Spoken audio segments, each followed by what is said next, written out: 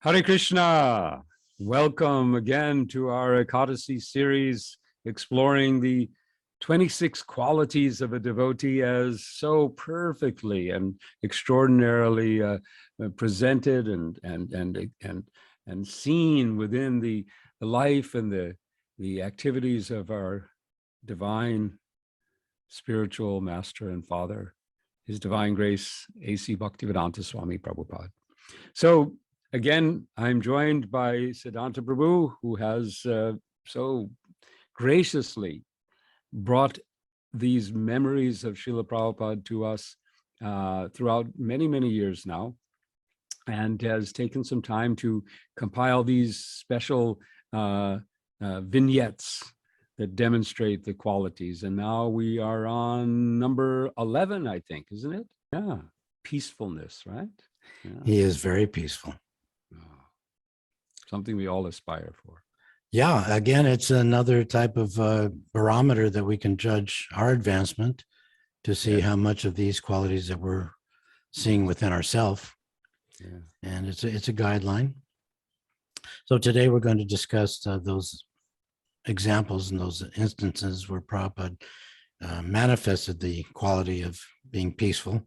And we will have, if we can fit them in, we have 9 stories, 9 episodes, anecdotes to review, starting with Adipurusha, Pushta Krishna, Keshava, Sukla Devi Dasi, again with Revati Nandan Prabhu, Batu Gopal Prabhu, Vrindavaneshwari Dasi, Gopal Krishna Goswami, which is a repeat of a story that we used on another one of Prabhupada's qualities, but we discussed how that might happen within the series. Some of these qualities overlap a little bit. And then we're going to finish up with the story that I recorded about a month ago in Alachua with Yadubara Prabhu. Who spent, of course, many years with Prabhupada. And another, he's a story collector too. So. He is. And I didn't capture a lot of these stories when I first interviewed him, 25 years ago. So these are updated. So why don't we just get right into it and start with Adipurusha Prabhu and talk about him on the other side. Now, Prabhupada is like a mountain. Stillness. His senses are not, I think I told you that I saw one video clip where somebody wanted to show me something on the clip and they put it up fast forward and there were all these devotees around and they were all like this and Prabhupada was just like this. So that's what the scene was like there. Prabhupada was like that mountain. Yeah, I was trying to picture it as he was describing it, the like a movie or something. We've seen that, right? I'm sure in advertisements and so on, and there's one person just there still and everyone rushing around and exactly. Yeah. But this is real. Not a computer generated or special effects. This is the real thing. Right. Steady. The definition that I found in the dictionary for the word peaceful, a couple of them, so we can hone in on that example, is that peacefulness means free from disturbance or tranquil. Tranquil. Yeah. So Prabhupada, when everyone else was running around like chickens with their heads cut off, he was standing like a mountain and sober and like a rock. Yeah. So that's a good one visually to lead off. Yeah. The next one's going to be with Pushta Krishna Prabhu, who gives us an example, a practical example of Prabhupada exhibiting his tranquility.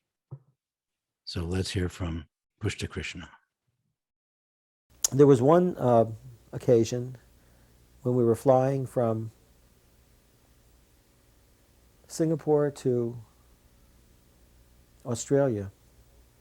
And Hari Story was his personal servant at the time. They were seated up in the first class section. And I was seated in the back in the coach section.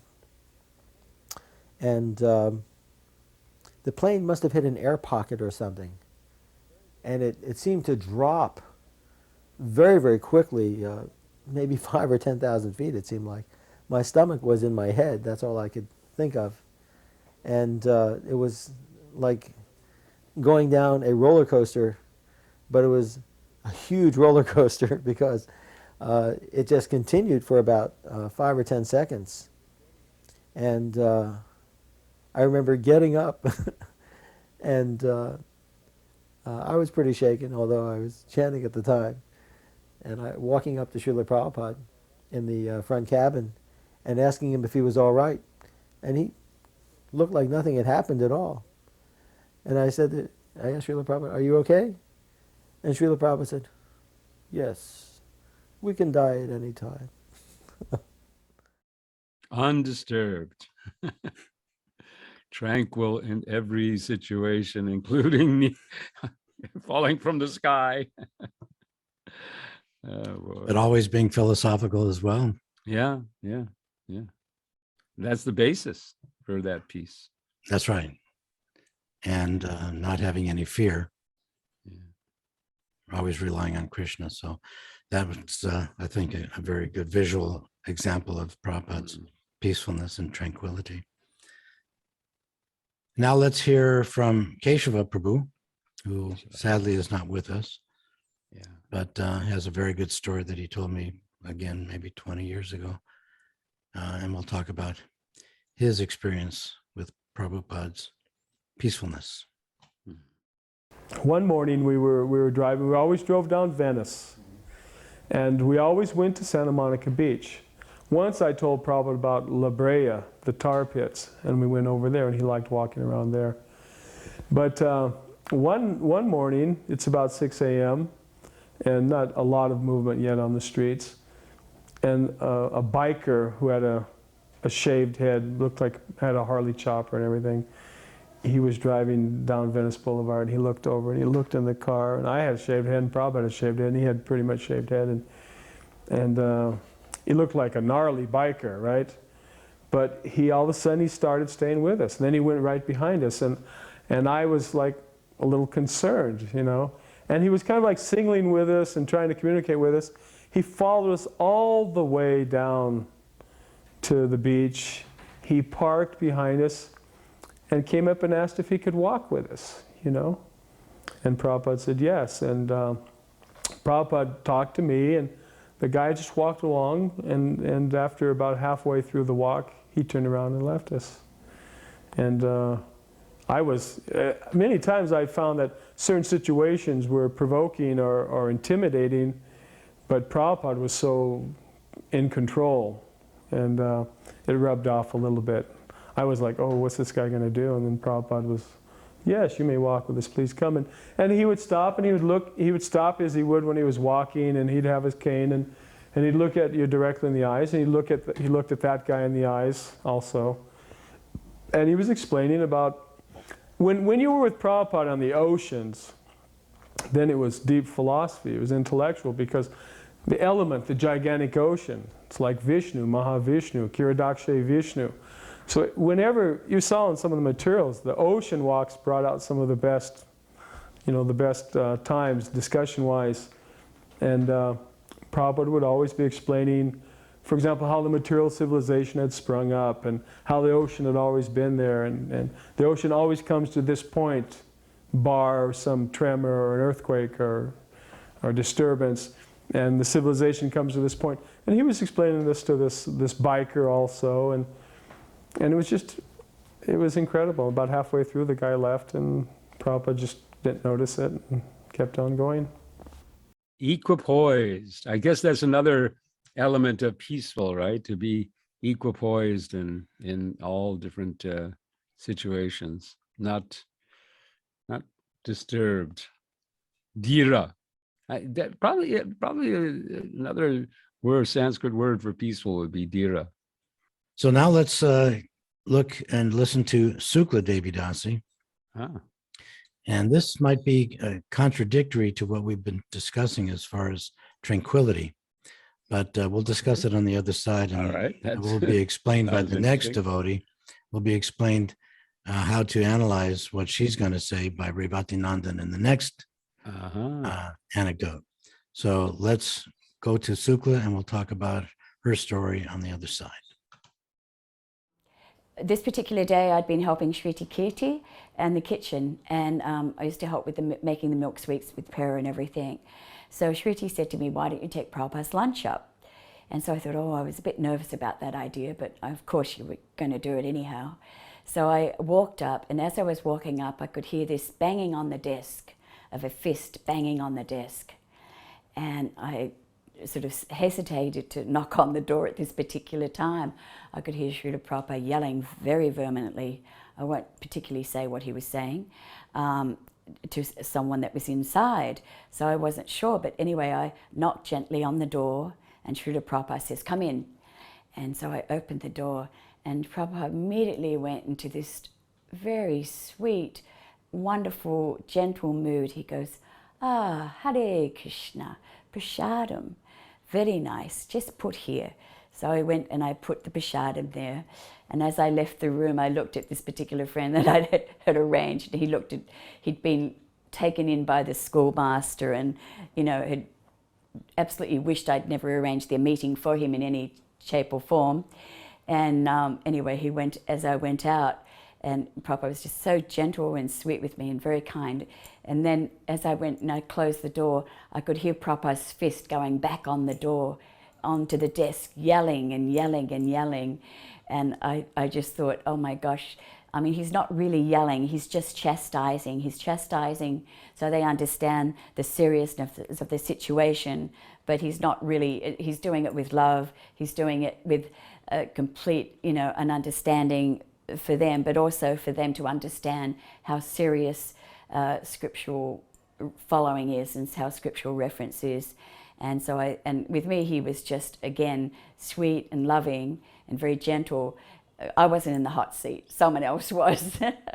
So that was the situation. But it was very interesting to see how he just, immediately, the moment the door closed, he was back on banging on the desk and back to being his fiery self. Like, they always say that Prabhupada was like I think Radhanath Maharaj was saying he was like a thunderbolt or a soft rose, and he was being the thunderbolt. But, the moment I opened the door, he went to the rose and then went right back to the thunderbolt again.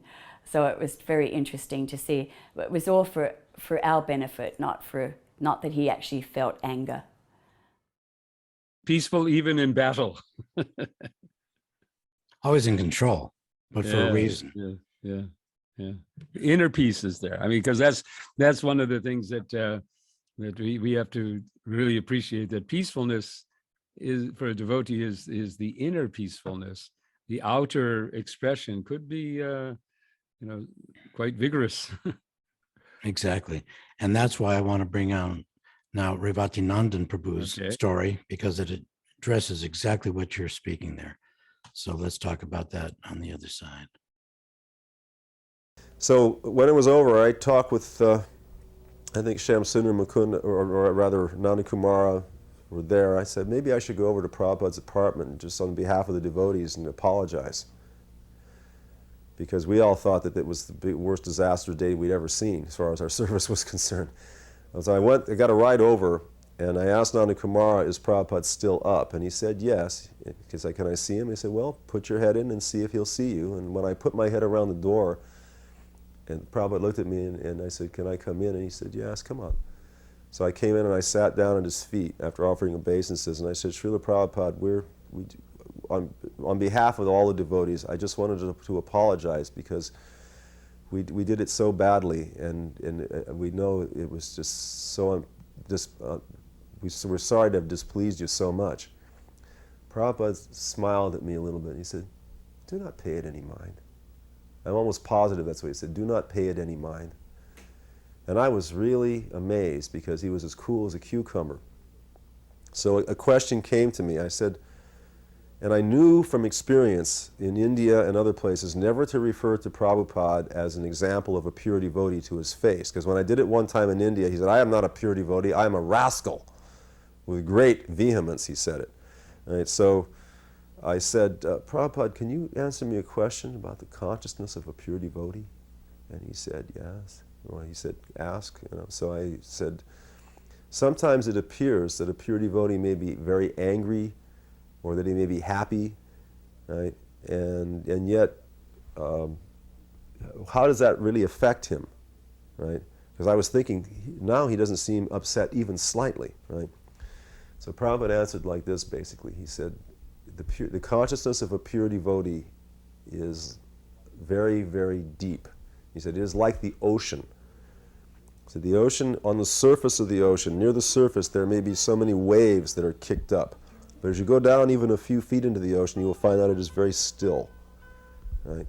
He said, and I understood what he was saying immediately. So in other words, so he said, in this way, the consciousness of a pure devotee is so deep that nothing really disturbs it. He said, there may be some ripples on the surface, but underneath it remains very, very deep and still. And I said, is it like that even at death? And he said, yes. That really does perfectly complement that that example of that Shukla brought forward. Yeah, deep. Yeah, and the analogy Prabhupada gave about the ocean is Mm. so clear as well. Yeah, like yeah. all of his analogies. But That's where the peace is. It's there within. On the surface, there could be, many expressions, and this is the opposite of what we find in sometimes the so-called, spiritually, spiritual propagators of some sort who try to project a very peaceful demeanor, but inside there's all kinds of things going on. Srila Prabhupada was his on the surface, you could see sometimes anger, sometimes anxieties, but always within that deep connection to Krishna. Mm. and another example that will be now with Bhattu Gopal Prabhu, Okay. who has another experience in that regard, and see how that affects us. We were with Prabhupada in his rooms. At this time, I think Prabhupada was seated on the Vyasasana, so it was a bit of a more formal darshan, I think. And Henry spoke up and asked something, and I'm sorry I don't remember exactly what he asked, but something about the names. And Prabhupada became very serious, very grave again. And he kind of snapped at him. You have a name. I have a name. Why are you denying Krishna his name? He's the supreme person. Certainly he deserves a name. And it went like that. And this man was quite crushed to be sort of reprimanded in that way. And he fell silent, and that was that for the darshan. But early the next morning, when Srila Prabhupada was taking his walk out towards the northwestern campus or out towards the Lake Michigan shore, he was walking out in that direction. Evanston wasn't far from Lake Michigan, really, that temple.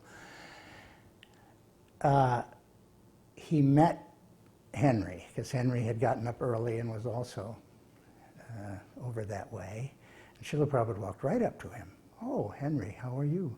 How are you this morning? And greeted him by name and asked him how he was doing, and was so friendly that when Henry told me about this afterwards, he was just overwhelmed with appreciation of Srila Prabhupada. So I guess that's an example of how Srila Prabhupada could switch. One moment he appeared to be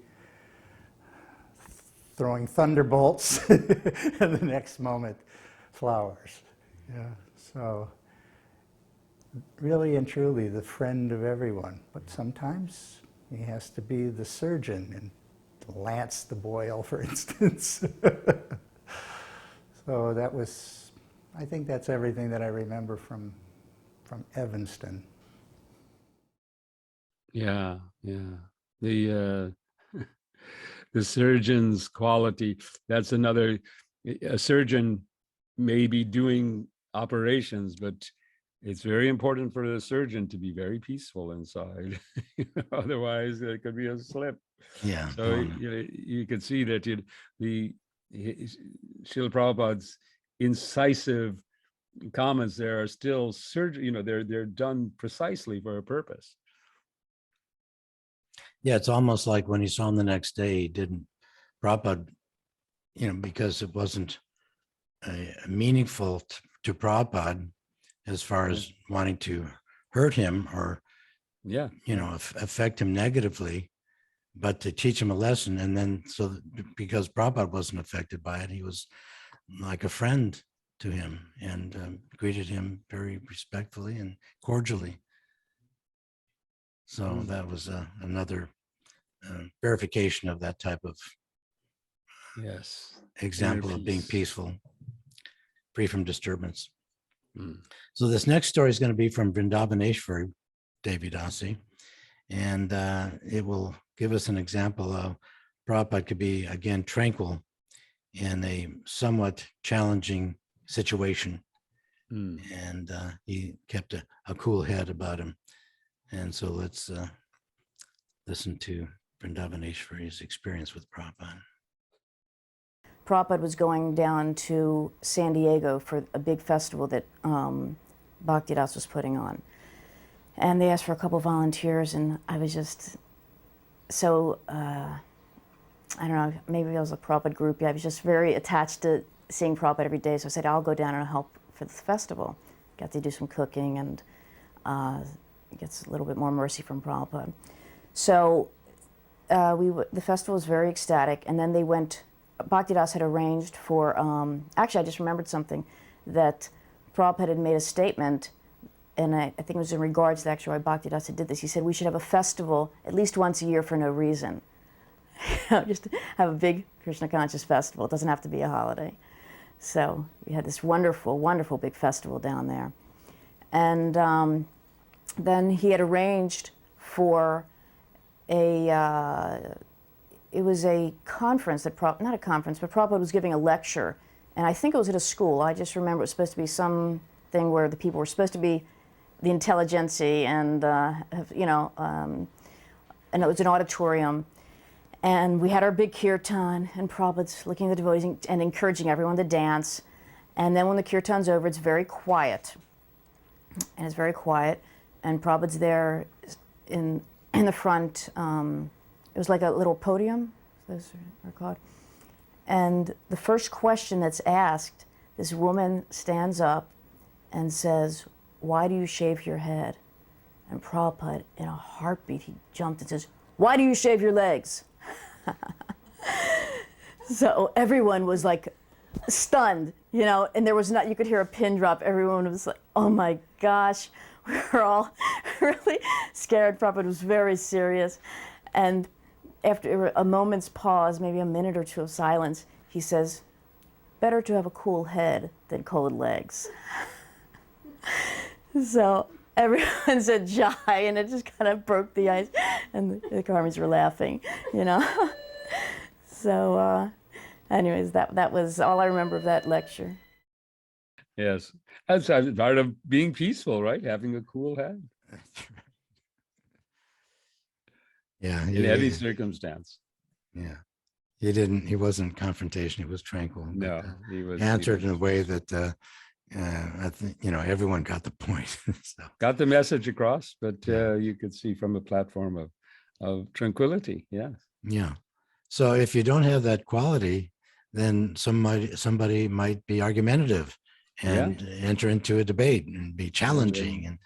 But no. And you can lose your cool. That's right. But he kept a cool head.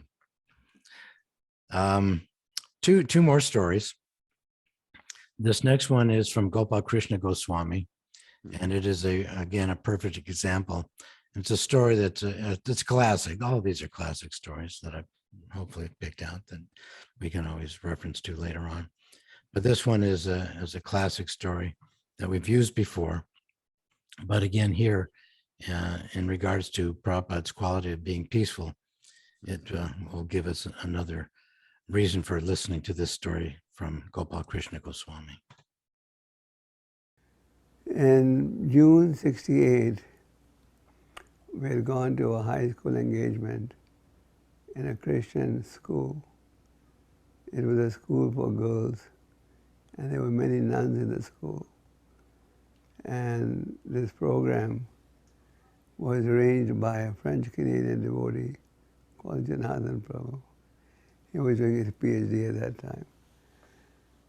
So Prabhupada gave the lecture, and as usual after Prabhupada's lecture, he would say, "Any questions?" The same Mr. Mukherjee, who had told me that Prabhupada was a different type of saint, got up from his chair and started attacking Prabhupada. He started saying, "Why do you have to come and preach this philosophy in these Christian countries? They have their own philosophy. You don't need to do this." Devotees were very upset in the way he was being attacked. Prabhupada was not being criticized by the Christian nuns. He was being criticized by one of the people who came in his entourage. So devotees were very upset, and Prabhupada was very cool. In August, Prabhupada was leaving Montreal to go to America. And he told me, "Gopal, go and call that Mr. Mukherjee." I said, "Prabhupada, he insulted you so badly. Why do you want to see him?" And Prabhupada said, "I must have done something to him in my last life for which he took revenge." So Prabhupada, I called this gentleman, and Prabhupada blessed him before leaving. So from this we can see how magnanimous and merciful Prabhupada was.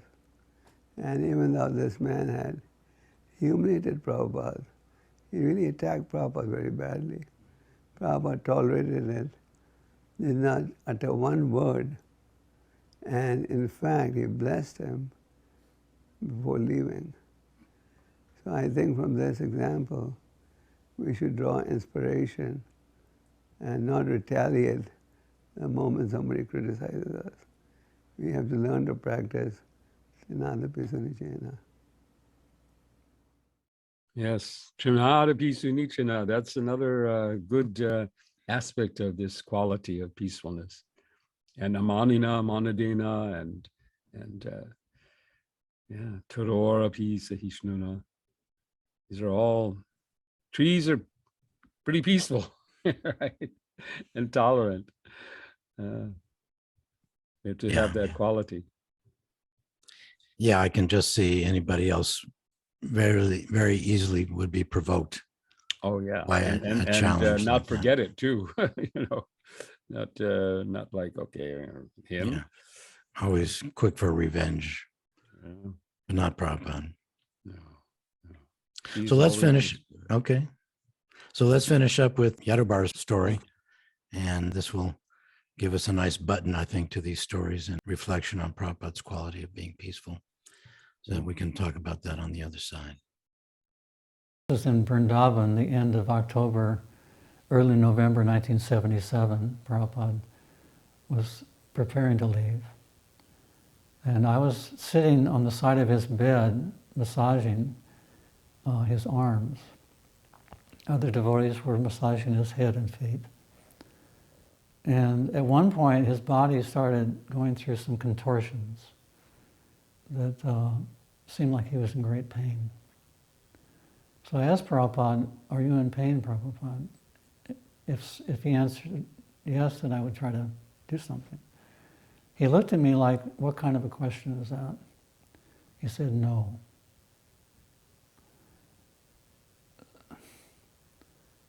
So Prabhupada was not affected. He was completely detached. And we can see that in his purports from that time.